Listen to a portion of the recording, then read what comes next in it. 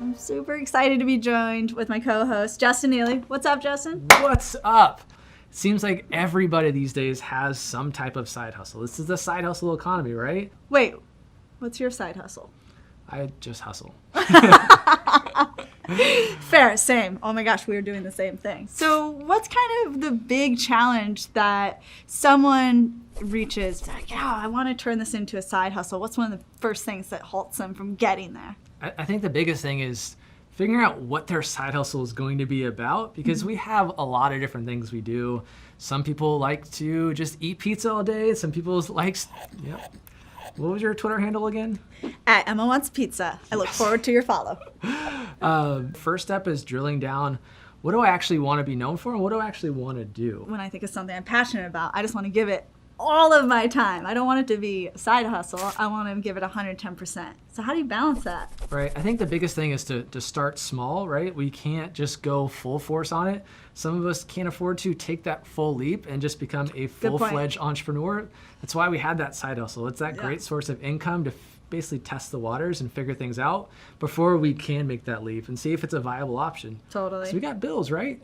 Can you really make money with this? Is that something that people get hung up on? Or do you think people get distracted with side hustles that are just full passion projects in hopes that they'll make money one day? I mean, where does that come in? I think it's both. You can either spend a lot of money towards your side hustle and not take it anywhere, or you can make it something lucrative. So another thing that comes to mind, besides, of course, making money with a side hustle, is time, resources. What do you have advice about that? So that's tough, right? The biggest thing is you have to prioritize what's important and set aside time so you can actually work on your side hustle or not let your side hustle control your entire life. Because I know I've been there. I freelanced for a while in the past. It caused me to just burn out, which is pretty common in the side hustle world. Yeah. Right? It challenges your balance every day. 100%. So the biggest thing you need to do is prioritize what you need to accomplish and set aside just specific times of when you're going to do things, because you still have to have a life. Right. You still have to eat that pizza. So what would you say for me if I had a side hustle and you were going to give me some advice about time management and planning ahead? How would I do that? So you can basically take your content calendar to real life. So on Tuesdays, you're going to work on social media for 3 hours. And then on Friday, you're going to do whatever. You can really just piece that out. But start small. You don't want to overwhelm yourself and you don't want to burn out. Because if you go too full force into this, you'll end up just not liking what you love to do. And we don't want that to happen. How do you decide which platform to use?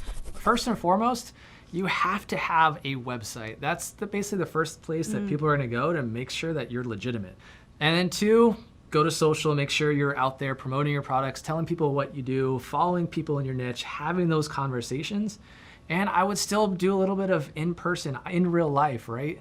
And have those connections and go to local meetups or go to networking events and find people that are in your potentially your area, like your niche, right? And build up those connections. I love that. I call that local love. All right, like, I dig it. You're the juice bar in Silver Lake, follow the yoga studio next door. There's a lot of overlap and similarities between their target audience. Right. Yeah. And then once you get everyone to whatever platform you end up choosing, your website, social, in real life, that local love, right? You gotta get paid. There's a lot of cool platforms out there that make it super easy to get paid. Like what? We all know Square, right? That little thing that just the dongle that gets put in your phone and you swipe the credit card I am right so there. grateful for Square when I go to the farmer's market. And then we have PayPal and Stripe for online processing.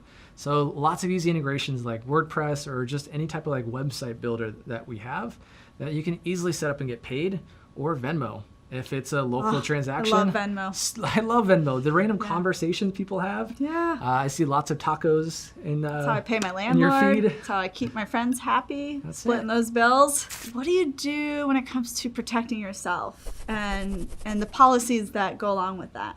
Right. And this is something that you might have to go and get advice from a lawyer with, because you want to make sure that you're protected. Yeah. You'll probably want to file some sort of LLC or register your business in some way. There's a couple different variations, but do that first and foremost. On your website, if you have one, terms of service is a must. Same with the privacy policy, especially with some of the GDPR stuff that I won't go into in this episode. And then check out there's a lot of generators out there for like web design contracts, for example, or just random like service contracts that you can use and protect yourself and your audience. Okay, so this probably won't come as a surprise that I'm going to ask this, but how will you promote this side hustle? You know, I'm a little biased to social media. You got your love. Got my love for the social media, but how are you going to promote it? The biggest piece of advice that I can give is have some sort of lead generator on your website, because leads turn into customers. And that lead generator could be an ebook, it could be a video series, it could be some of your blog content, it could be coaching, it could be whatever you want it to be, just that free piece of advice or free content that you can give your audience that then turns into leads, and you continue that conversation with them. Oh, absolutely. Right? And now with social media, what are your top 3 social media platforms? If I was to run a side hustle, Yes. what do you want me on? All right, that's easy. Instagram for yours. Instagram, Twitter, and Facebook. Okay. That's going to help you to reach a variety of demographics, which last we spoke, that was your side hustle. It wasn't specific to an age group. Also, they work better together. So think about this too, and this is what's really cool about your side hustle, is you have a variety of angles to go. You could post something that's educational today, but also besides educational, you could post things that are just entertaining. Also some great ways to engage on social media to spread more word of mouth, to promote your business, ask questions that your target audience would want to answer. And so you're mixing up the types of posts that you're doing, and as a result, you're getting that real word of mouth. And like you say, you don't want to go on there and just sell. You want to go on there and tell. Yeah. Right? It can't be all about you and say, hey, buy this, because no one wants to actually follow that and be a part of that. They're just going to scroll past you or unfollow you. How do I know that what I'm doing, the promotions I'm putting together, the time I'm investing, it's getting me a return on investment for my side hustle? And that's tough. What a lot of people get hung up on are subscribers and like counts, which it's somewhat important. What's more important are your sales, right? Like, are you making an impact, and are they buying from your service or product that you have for your side hustle? So there's lots of different tools out there that could potentially track a lot of that, like QuickBooks for your sales or online bookkeeping. Facebook has a lot of really great just tracking software. So you can see your engagement. You can see how many people have viewed your post, viewed your video, liked it, shared it. Clicked on the post. Same thing with Instagram. You can see how many people viewed it, liked it, commented. Engagement rate. Right. So whatever platform you're using, there's something to track that visibility. Or with your website itself, you can use Google Analytics to see how many people are coming to your site, how often they're coming to your site, how are they staying on there, are they just bouncing? That's called a bounce rate. They're just literally just bounce, they're out. But what about paid promotions? This is the part where a lot of people end up spending a lot more into the personal side hustle than it actually gives them. It's really easy today to start putting $5 a day, $10 a day, and at the end of the month, you're like, where did my money go, right? This is supposed to make me money.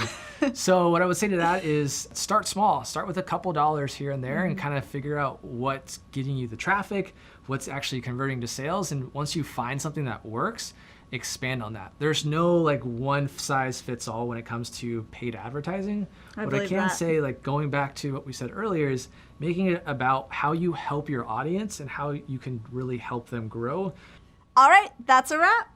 Justin, thank you so much for being here. Thank you for having me. And for all of you listening in, be sure to subscribe to our channel if you haven't already. More videos and fun and laugh and learn sessions